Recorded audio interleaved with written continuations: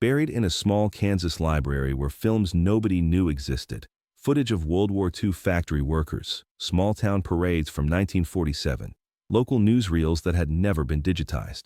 The librarian knew they were dying, but had a $0 preservation budget. She sent Clint Eastwood a letter she called her Hail Mary Pass. What Clint discovered in those films made him create a system that's now saved over 10,000 hours of American history that would have been lost forever. Linda Morrison had been the head librarian at Greenville Public Library in Greenville, Kansas for 23 years. Greenville was a town of 4,800 people, the kind of place where everyone knew everyone, where the high school football games drew the whole town, and where the library was the heart of the community. In the summer of 2015, Linda was reorganizing the library's basement storage when she discovered something extraordinary. Behind boxes of old periodicals and discarded card catalogs, she found a locked metal cabinet that nobody remembered being there. When she finally got it open, she found 127 metal film cans, each labeled with dates ranging from 1941 to 1959. Inside those cans were 16mm films, local newsreels, community events, factory footage, parades, school plays, town meetings. They were a complete visual archive of Greenville's history during some of America's most pivotal decades. World War II, the post-war boom, the early Cold War era, all captured by a local filmmaker named Harold Shuen who had died in 1962, and whose archive had apparently been donated to the library and then forgotten. Linda was thrilled by the discovery. This was Greenville's history, preserved on film. But when she tried to play one of the reels on an old projector she found in the same cabinet, she immediately knew there was a problem. The film was brittle. The smell of vinegar filled the air, a telltale sign of vinegar syndrome, the chemical decay that destroys acetate film. These films were dying. She contacted every film preservation organization she could find. The quotes came back ranging from $50,000 to over $100,000 to properly preserve and digitize the entire collection. The Greenville Public Library's annual budget was $180,000 total, and most of that went to staff salaries and basic operations. There was no money for film preservation. Linda wrote grant applications. She contacted state historical societies. She reached out to film schools. Everyone said the same thing. Local archives like this weren't a priority. Major institutions were focused on preserving Hollywood films or significant historical documentaries, not small-town newsreels that most people would never watch. But to Linda, these films mattered. This was her community's history. These were faces of people whose grandchildren still lived in Greenville. This was footage of the factory that had employed half the town during the war. This was irreplaceable. In desperation, Linda did something she later called the most presumptuous thing I've ever done. She wrote to Clint Eastwood.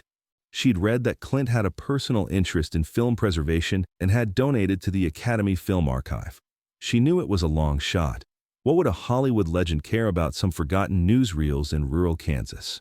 But she wrote anyway, explaining what she'd found, what was at stake, and what it would mean to Greenville to save these films. Mr. Eastwood, she wrote at the end of the letter, I know you probably get 1,000 requests like this. But these films are dying, and once they're gone forever. I'm not asking for myself. I'm asking for every family in this town who deserves to see their grandparents' faces again. This is my Hail Mary pass. She mailed the letter and tried not to think about it. The odds of Clint Eastwood even seeing it, let alone responding, were astronomically low. 3 weeks later, her phone rang. It was someone from Malpaso Productions. Clint had read her letter personally. He wanted to know more about the films. Could she send a detailed inventory of what was in the collection? Linda spent an entire weekend cataloging every film can, describing the content as best she could from the labels and the few reels she'd been able to briefly inspect.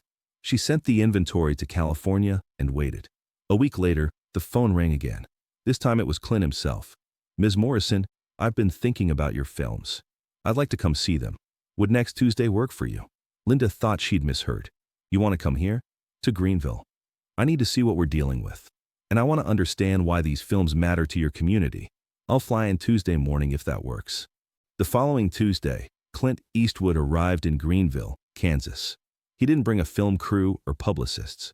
He came with 2 people, a film archivist named Robert Shuen who worked with the Academy Film Archive, and a restoration specialist named Dr. Sarah Kim from UCLA.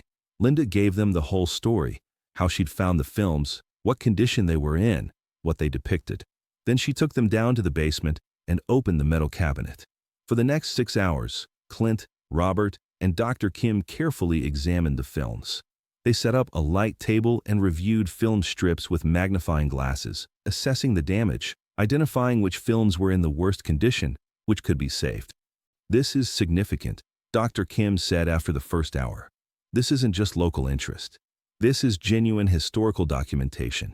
Look at this." She held up a strip of film showing women working in a factory, manufacturing artillery shells. "This is primary source material about women in wartime industry. Most of the footage we have of this period was shot by government propaganda units. This is organic documentation of real working conditions." Clint was particularly drawn to a series of reels labeled Main Street 1947 to 1949. They showed the town's main street on various occasions: parades, Christmas celebrations, ordinary daily life. He watched the footage on a viewer, studying the faces of people walking down the sidewalk, the storefronts, the cars. "This is what America actually looked like," Clint said quietly. "Not Hollywood's version, not some sanitized newsreel. Just real people living real lives in a real town. This matters, Linda. This really matters." By the end of the day, Clint had made his decision. "Here's what we're going to do," he told Linda. "I'm going to fund the complete restoration and digitization of this collection. Not just emergency stabilization, proper archival preservation. We'll do the work at a facility I work with in Los Angeles. Every film will be cleaned, repaired if possible, digitized at the highest quality, and then the originals will be stored in proper archival conditions." Linda started crying. "Mr. Eastwood, I don't know how to thank you. I'm not finished," Clint continued. "Once we do this, I want to know how many other libraries are sitting on collections like this. How many other towns have their history rotting away in basements because there's no money for preservation. This can't be a one-time thing. We need a system." What happened next took 2 years to build, but it transformed film preservation in America. First, Clint funded the complete restoration of Greenville's collection. All 127 reels were carefully transported to Los Angeles, where a team of specialists spent 8 months cleaning, repairing, and digitizing them. The total cost was $180,000, exactly the annual budget of the entire Greenville Public Library. Clint paid for all of it. When the work was complete, the library received multiple copies of the digitized films, the restored originals in proper archival housing, and a complete catalog of the collection. But more importantly, Clint brought Linda and the town council to Los Angeles for the reveal screening. They watched 2 hours of Greenville's history, beautifully restored. Faces that had been forgotten came back to life in crystal clarity. The women in the factory, the soldiers returning home, the main street bustling with life, the school plays, the Christmas parades. It was overwhelming. "Every town deserves this," Clint said during that screening. "Every community deserves to see their history preserved like this. We can't let these films disappear." That's when he announced the creation of the American Community Film Archive Project, or ACFAP. The concept was simple but revolutionary. Create a network and system that would help small libraries and historical societies across America preserve their local film collections.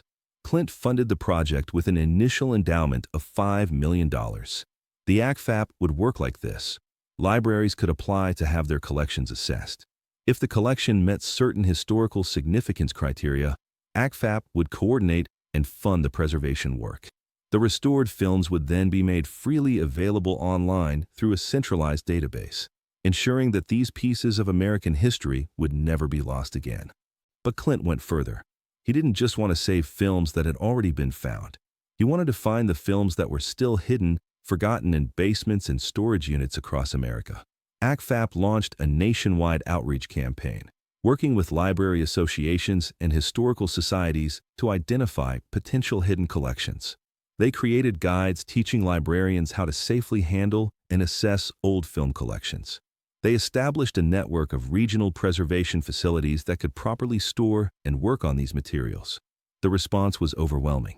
Within the first year, 437 libraries contacted ACFAP reporting potential collections.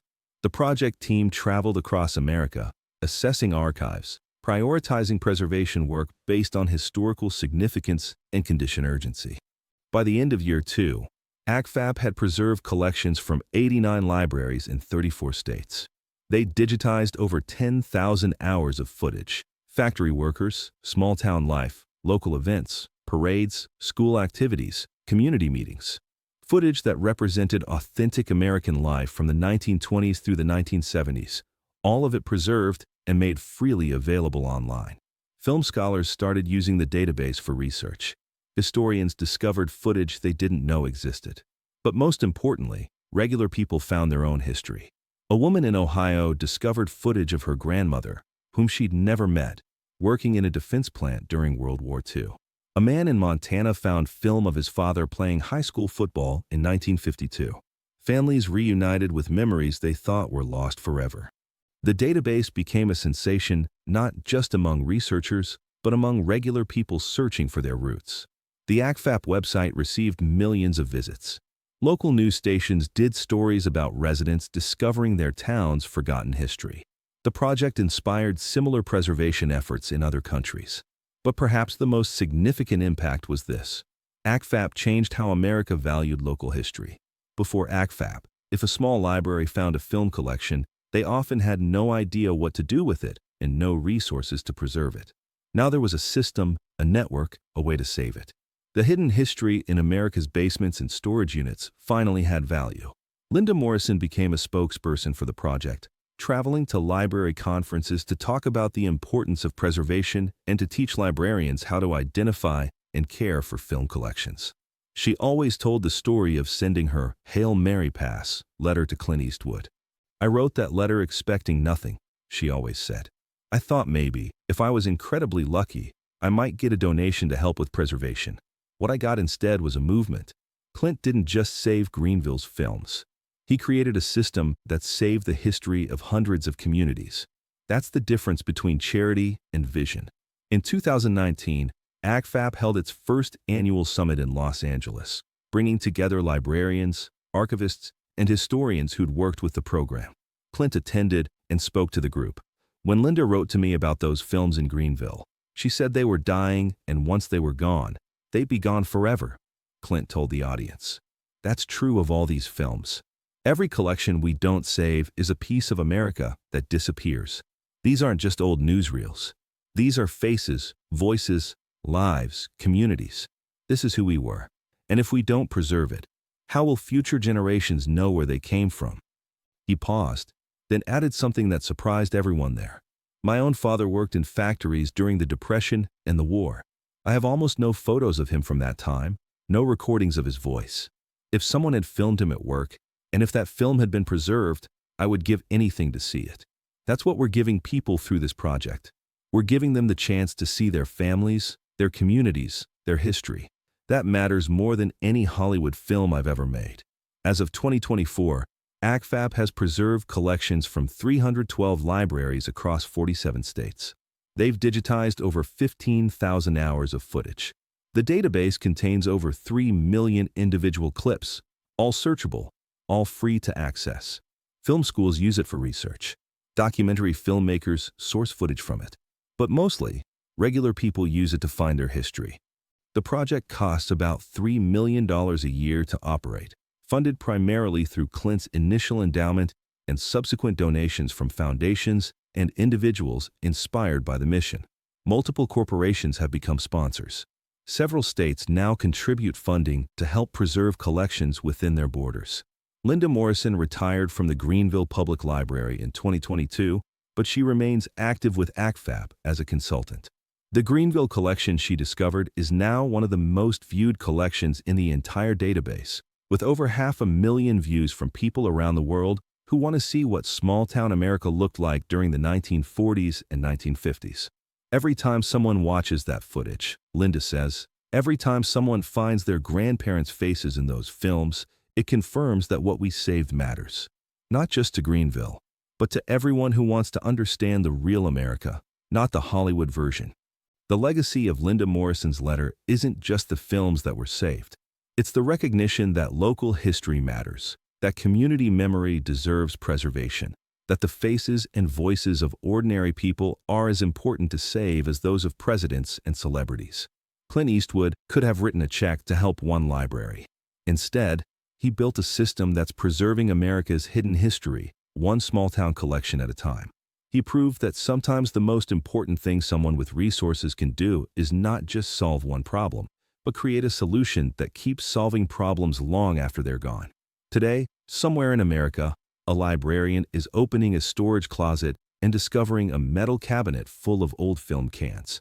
And instead of feeling helpless, instead of watching that history decay, they know exactly what to do. They contact ACFAP. They fill out the assessment form. They send their own Hail Mary pass.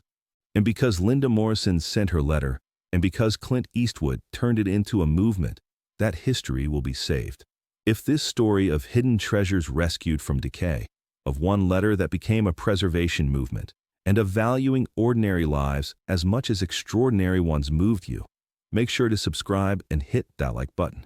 Share this with anyone who loves local history, with librarians fighting to preserve their community's stories, with anyone who wants to find their own family's forgotten faces. Have you ever discovered something valuable that was nearly lost? Share your story in the comments. And don't forget to ring that notification bell for more incredible true stories about saving the things that matter before they're gone forever.